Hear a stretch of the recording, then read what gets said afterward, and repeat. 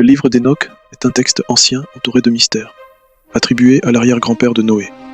Bien qu'absent des Bibles modernes, il influence encore de nombreuses traditions. Il raconte l'histoire des veilleurs, des anges descendus sur terre pour s'unir aux humains. De cette union sont nés les Néphilim, des géants redoutables qui ont semé le chaos. Ces anges ont transmis des connaissances interdites, provoquant la colère divine et préparant le terrain pour le déluge.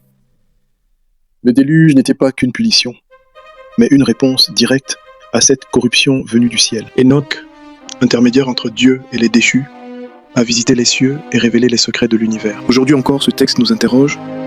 Quel secret Enoch a-t-il vraiment emporté avec lui? Le livre d'Enoch révèle une hiérarchie d'anges rebelles au nom précis. Leur chef, Shemiasa, les mène sur le mont Hermon pour prêter un serment interdit. Azazel enseigne aux hommes l'art de la guerre et aux femmes les secrets de la séduction. Pour cela, il est condamné à être enchaîné dans les ténèbres du désert jusqu'au jugement.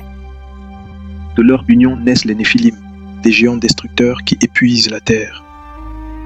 Cette corruption totale justifie le déluge, rupture nécessaire pour effacer le mal. Enoch annonce que leur sentence est définitive, introduisant la figure du Fils de l'homme. Ce texte puissant rappelle que personne n'échappe à la justice céleste ultime. Le livre d'Enoch explore les mondes invisibles et les régions préparées pour les âmes, où les justes et les pécheurs attendent le jugement final. Il décrit des cavités profondes dans une grande montagne, montrant un univers ordonné où chaque action laisse une trace éternelle. Le ciel est un royaume gouverné avec précision, où les astres sont des êtres vivants soumis à des lois divines immuables. Enoch y voit l'arbre de vie et des visions prophétiques où l'histoire du monde se joue sous des formes symboliques. Le message est clair, le mal n'est jamais éternel.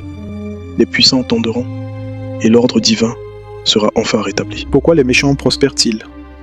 Car le jugement dépend d'un ordre invisible, bien plus vaste que notre vie présente. Le livre d'Enoch annonce une transformation totale de l'histoire humaine.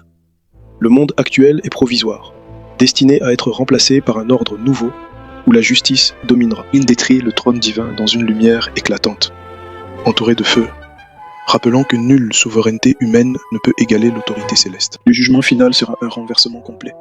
Les puissants corrompus seront abaissés, tandis que les opprimés recevront enfin justice. Tout est inscrit dans les registres célestes. Chaque acte et chaque injustice sont conservés pour ce verdict inévitable. La création sera purifiée et renouvelée, restaurant l'harmonie entre la nature, les hommes et le ciel. Enoch nous rappelle cette vérité simple.